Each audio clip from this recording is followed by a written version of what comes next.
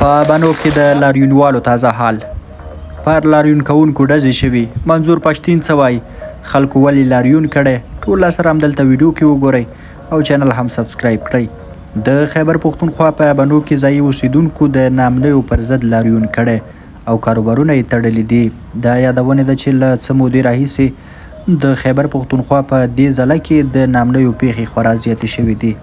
تازه ځینو سیمه ییزو خبریالانو BBC ته ویلي دي چې د لاریون په ترڅ کې ډزې هم شوي چې له کبله یې مرګ ژوبله هم اوښتې ده. دغه ناتایید شوي ریپورټونه وایي ځینو لاریونوالو په بنو سیمو کې د پاکستان پر پوځي مرکز د کاڼو ګزارونه کړي چې په ځواب کې پرې پوځیانو ډزې کړي دي. په سیمه کې د یو ځایي روغتون ډاکټرانو BBC ته تایید کړه چې دوی ته یو مړی او 30 ټپیان وربړل شوي دي.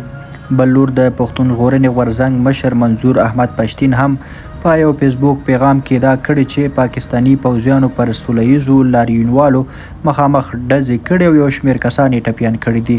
ښاغلي پښتین له خپلو پلویانو غوښتي چې د بنو له لاریونوالو سره د همغږۍ لپاره راووځي. په لاریون کې د بنو شاوخوا سیمو ګڼ شمېر اوسیدونکي هم د قافلو په شکل شامل شوي دي. لاریون د بنو ښار له پریټي ګیټ سیمې پیل شوی او ښایي د شاوخوا سیمو لکي مروت، کرک او شمالي وزیرستان ځینې اوسیدونکي هم پکې شامل شي. خبریال محمد زبیر خان وایي د دې لاریون لپاره تېره شپه د سیمې له جوماتونو اعلانونه وشول. له خلکو وغوښتل شول چې له سپینو بیرغونو سره په احتجاج کې شامل شي. د لاریون مشرانو چې د جوماتونو ملا امامان، مدني فعالان او ځایي سوداګر پکې شامل دي دا کړي چې حکومت او پاکستاني پوځ په بنو کې پاکستاني طالبانو اجازه ورکړي چې 27 مرکزونه جوړ کړي او له همدې کبله د سیمې امنیتي وضعیت خراب شوی دی.